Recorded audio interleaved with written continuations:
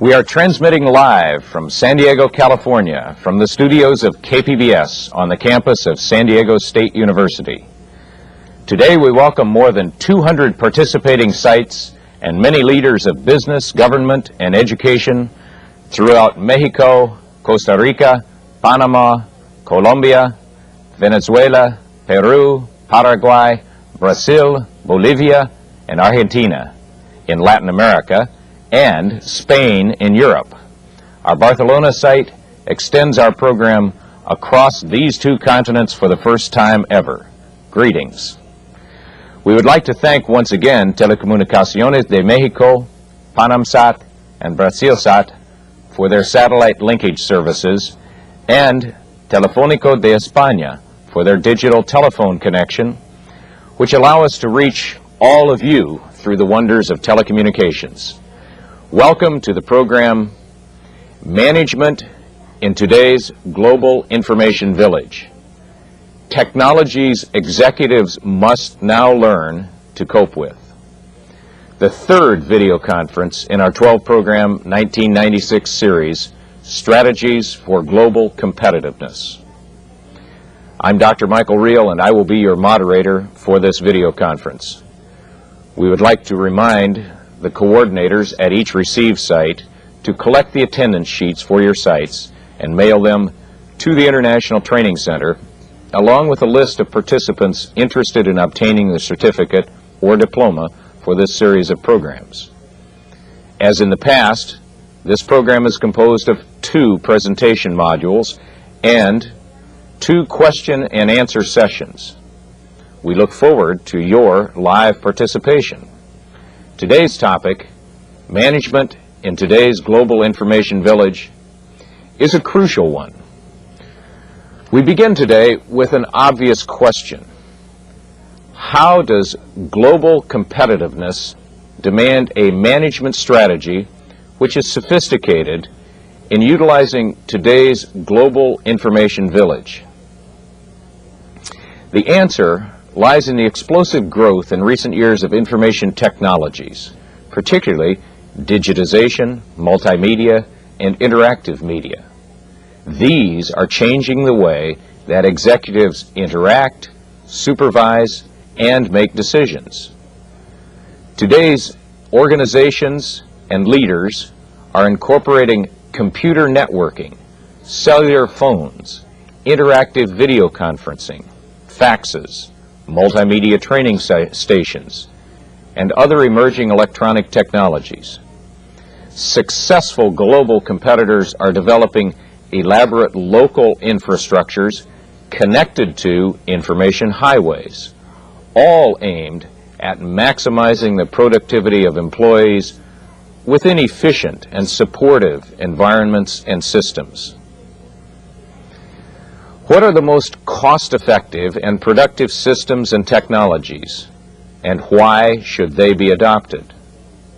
What does the global information village mean to your business competitiveness? In this video conference, assisted by your questions by fax and telephone, Dr. Farhad Saba will present an overview of business-oriented technologies and the realities of international electronic interconnectivity. Organizations which cope effectively with innovations of the information age have a clear edge for regional and global competitiveness. Computers, satellites, fiber optics, cellular, digital, and integrated technologies offer unprecedented opportunities for effective management. What once were separate systems, say telephones and television, or perhaps computers and satellites, are now merely different forms of connectivity into larger integrated communication systems, the neighborhoods of our global village. Digitization converts all signals into a similar form, and broadband carriers make movement of these signals instantaneous in large quantities over great distances. Our interaction throughout this teleconference illustrates what is being done now that was only science fiction a short generation ago. Managers must take advantage of these changes. Many commentators describe the recent shift from large, stable, traditional, predictable corporations and jobs to a new corporate environment where innovation competes with inherited wisdom, where employees are empowered to take initiative and share in the development of their organizations, where flexibility and efficiency challenge bureaucracy and intransigence. In many organizations in recent years, the negative experience of downsizing and restructuring under duress are balanced off by the positive experience of new energies that are potentially released and realized. Crucial to this successful transition into this new world of business is the effective utilization of electronically connected, knowledge-based, continuous learning. Employees and managers must continuously update themselves and their skills today, and especially their electronic literacy and proficiency. Private enterprise, government, and education are all experiencing changes of great consequence for today's executives, for our workforce, and for our clients. Only lifelong learning for our organizations and ourselves will provide a competitive edge. Today's changes are at one and the same time organizational and technological. The face of organizations has changed, and their internal central nervous system as well.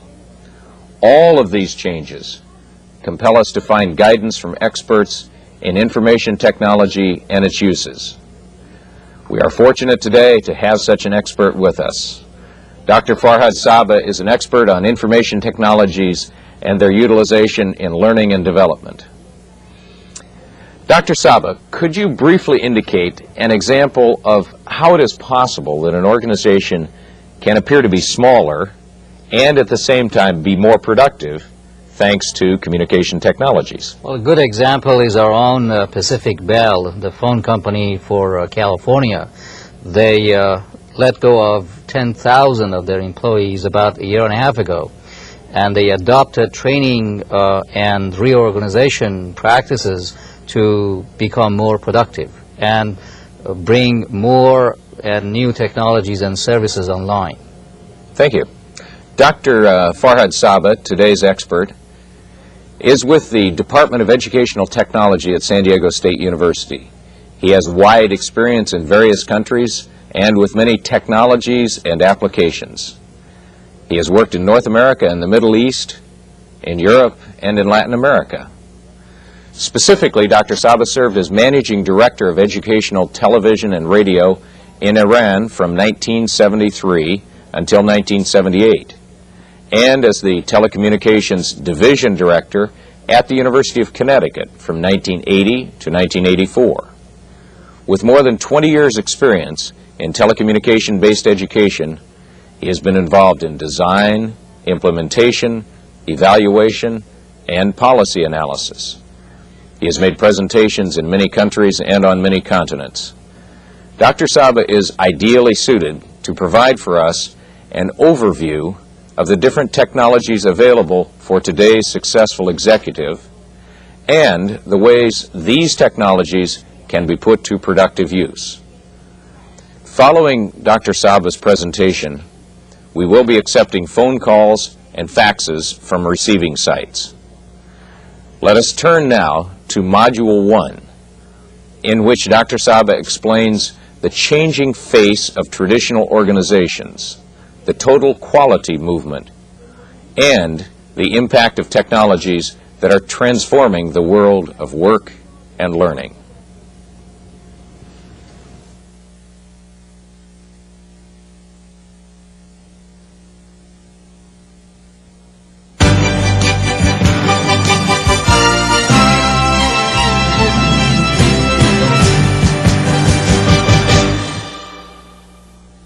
Thank you. It's a pleasure for me to be with you once again.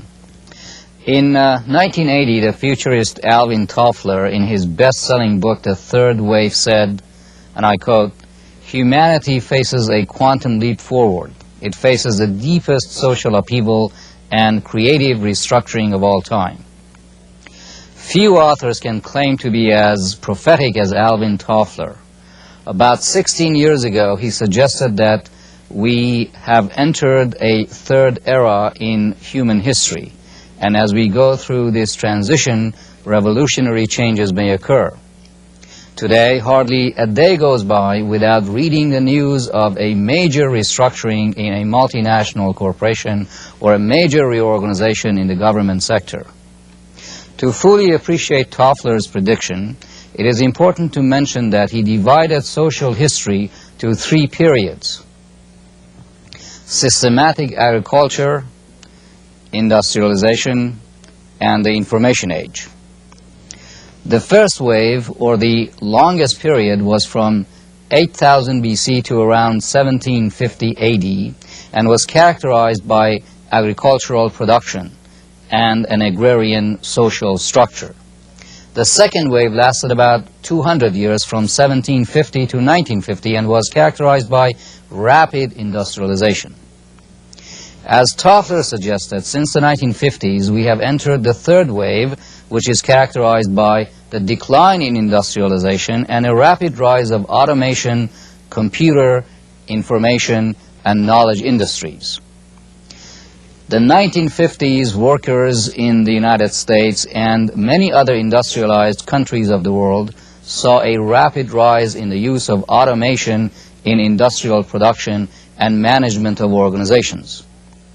It is no wonder that in a pamphlet of an American labor union called Congress of Industrial Organizations, or CIO, one could read, and I quote, "The introduction of automated machines and electronic computer will likely result in layoffs and in the upgrading of the level of skills required in the workforce."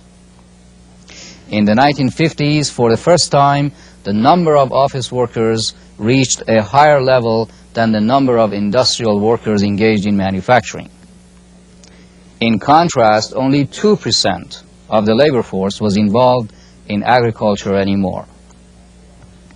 Today, Jerome Rifkin, author of The End of Work, reminds us that more than 75% of the labor force in most industrial nations is engaged in work that is little more than simple, repetitive tasks. Current trends show that this percentage will dramatically decrease as the year 2000 approaches. If it took 200 years to make the transition from an agricultural economy to an industrial economy, it has taken only 50 years to move into the age of the computer. In the emerging new economy, the computer is the means of production, information is the commodity in demand, and telecommunication lines are the highways and byways through which information is transferred. When all is said and done, the majority of the labor force will be involved in manipulating symbols on a microprocessor rather than manipulating steel and aluminum in a factory.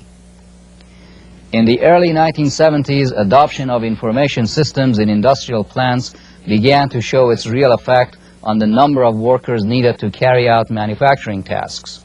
American workers in steel mills and auto manufacturing plants lost their jobs by the thousands as the repetitive tasks they performed were given to computers and robots. Those who remained in their jobs were not unaffected either. Their work had gone through a fundamental change. In describing this change, Shoshana Zuboff, in her book titled In the Age of the Smart Machine, The Future of Work and Power, published in 1988, wrote, and I quote, "A fundamental quality of this technological transformation, as it is experienced by workers and observed by their managers, involves a reorientation of the means by which one can have a palpable effect upon the world." Zuboff continued to state that, and I quote, "Immediate physical responses must be replaced by an abstract thought process in which options are considered and choices are made and then translated into the terms of the information system. For many, physical action is restricted to the play of fingers on the terminal keyboard. As one operator put it, your past physical mobility must be translated into a mental thought process. End of quote. Indeed, the workplace went through a drastic change, a change from action-centered task performance to a thought-oriented culture of work.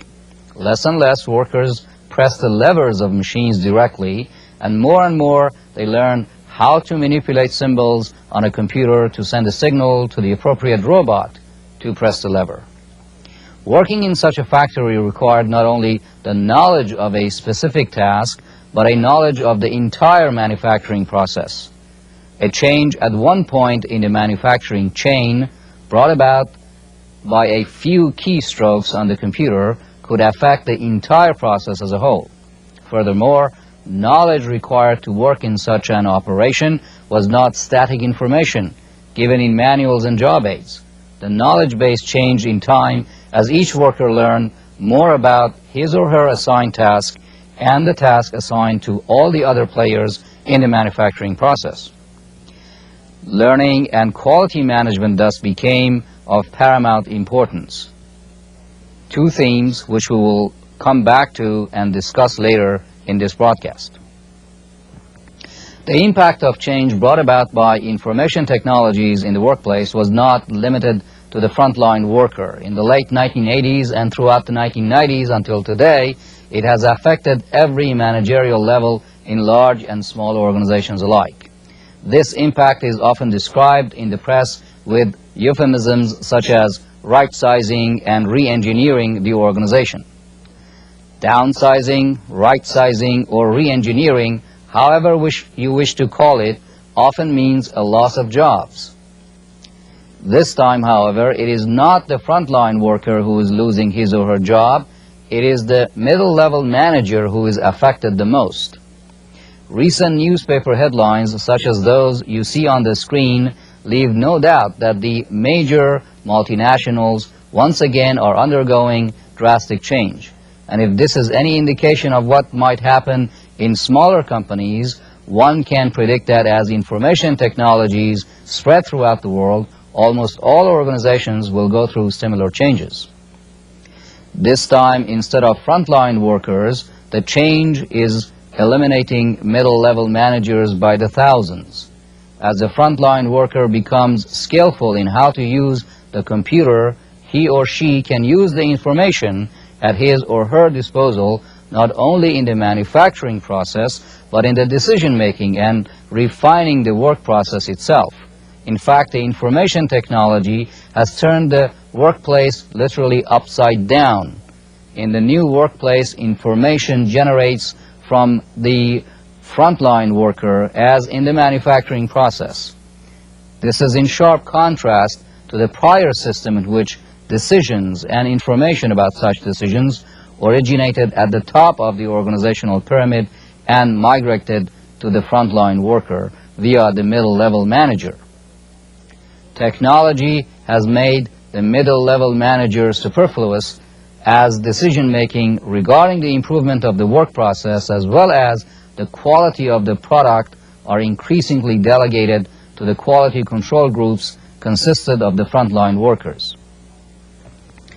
These changes in the workplace have not been limited to the private sector. Government organizations have also been deeply affected as the debate on the value of taxation for public spending continues. Public organizations are compelled to learn to do more with less. Although government agencies lag behind the private sector in adoption of technologies to increase their productivity, they are under increasing pressure to pay more attention to technological solutions in general and information technologies in particular to increase their output and provide more services to their clients with less resources. For example, the city of San Diego, under the leadership of Mayor Susan Golding, has committed itself to become a smart community. The concept involves direct expenditure in making more use of information technologies to streamline city government operations.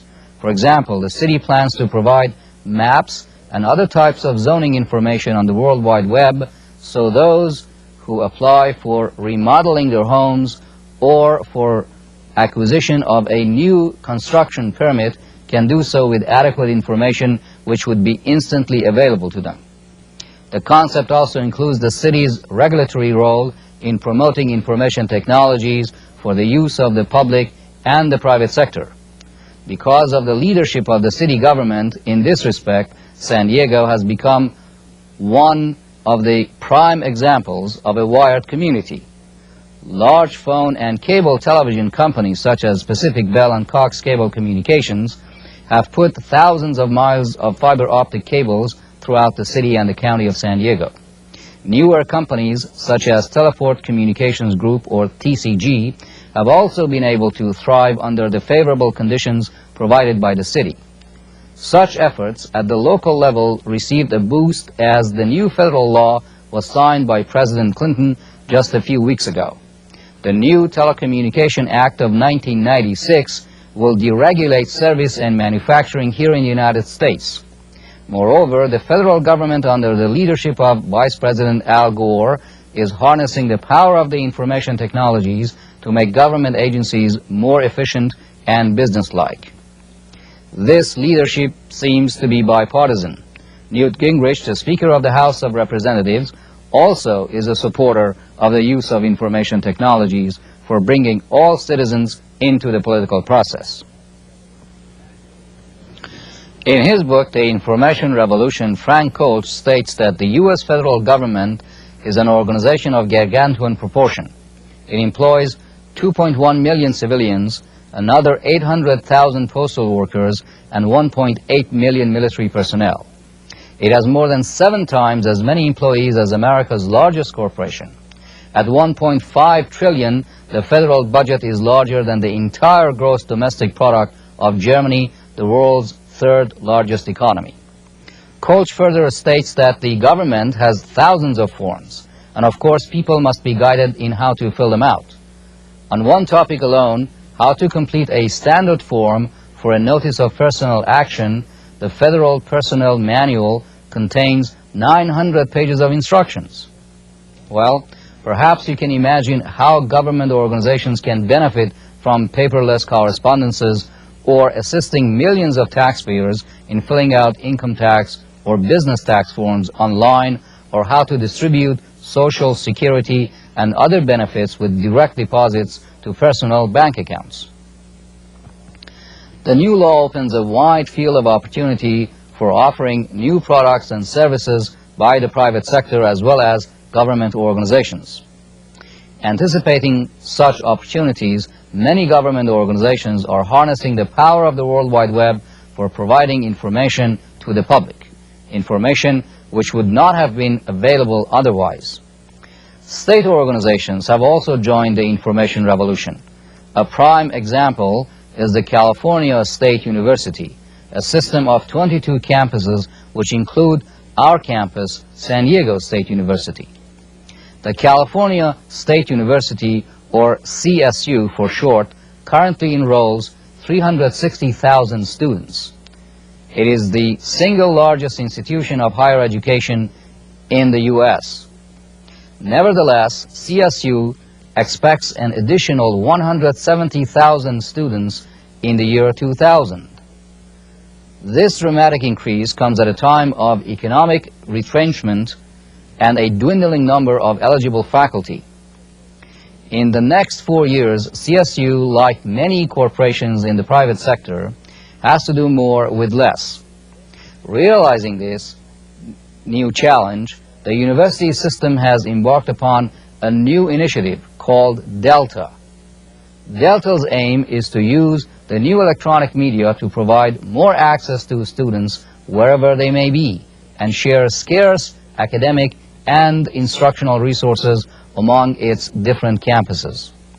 Furthermore, Delta provides funding to faculty and campus-based organizations such as media centers and instructional technology service centers to hold faculty development seminars and workshops on the use of the new electronic technology for teaching and learning purposes. In an attempt to eliminate long registration lines, students can register for courses and receive their grades by using an ordinary telephone. Also, the San Diego State University homepage on the World Wide Web provides various information services ranging from an online directory of phone numbers and office locations to access to online courses.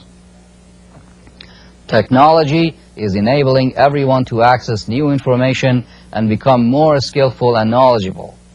But by the same token, it puts more responsibility on every individual in the workplace and in the society in general. In an information-rich environment, individual responsibility as well as group work and cooperation with others becomes ever more important. The rise of the quality management, which emphasizes the importance of self-discipline as well as the significance of group cooperation, is a direct consequence of the adoption of technology in the workplace. In an information-based work environment, everyone is responsible and can be and should be contributing to the total quality of the product or service. The frontline worker today is a manager, a teacher, and a learner. Today's workplace is a place for learning. Learning new skills above all defines the productivity and efficacy of the workplace in the virtual environment created by information technologies. These are new concepts in the workplace. Use of the new technologies in the workplace, however, should not be taken for granted. A report published in the June 26, 1995 issue of Businessweek magazine stated that, and I quote, "You can't assume people will share information just because the network allows them to," end of quote. Using the new technologies in the emerging virtual environment made possible by the information-rich technologies requires constant staff development efforts as well as self-directed learning. This virtual environment is not limited to the workplace or a city or even a country. Today, technology of telecommunications has reduced the importance of time and space as crucial variables and has created a global community. The first telecommunications satellites were put into orbit in the 1960s. They dramatically increased the volume, quality, and accessibility of international communication by making the phone and the fax machine indispensable to the business and the public sector.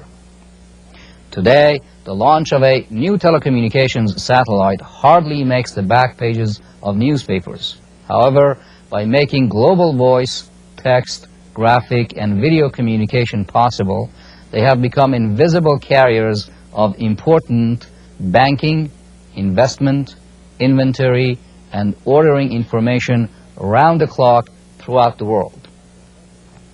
Other types of information for educational and governmental purposes are also sent and received through the global network of telecommunication satellites. The program you are participating in today, for example, would not have been possible without the use of communication satellites. In fact, very possibly when you call in or fax your question, it will reach us via a telecommunications satellite as well. As is the case in this interactive broadcast, the ordinary phone and fax provided one-way as well as two-way communication worldwide. The combination of voice communication through the telephone and text and graphics communication through the fax is a powerful and cost-effective means of communication. Over the years, I have participated in many two-way and multi-point audio conferences conducted through the ordinary phone. At times, when I attend a conference elsewhere in the country, I use the phone in my hotel room to teach my class in San Diego. The phone in the hotel room and a speakerphone in my classroom, hundreds of miles away, provides two-way interactive communication with my students. At times, I have used the fax to send instructional materials and receive feedback from students. Given the ubiquity and the low cost of telephone, and fax services, they are perhaps underutilized for training and instructional purposes.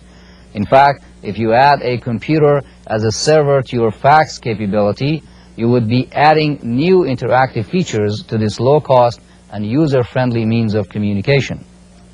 The combination of a computer and a fax machine will provide fax-on-demand capabilities to your clients, customers, and students and trainees. At their convenience, they can dial into the fax server and navigate through the choices by a voice menu, find the documents they need, and with the push of a button, receive the information. Depending on the sophistication of the fax server and the geographic area of your phone service, a fax-on-demand capability could be set up with a few $100s, and even with sophisticated software, it could be well under $1,000. Compared with the cost of telecommunications,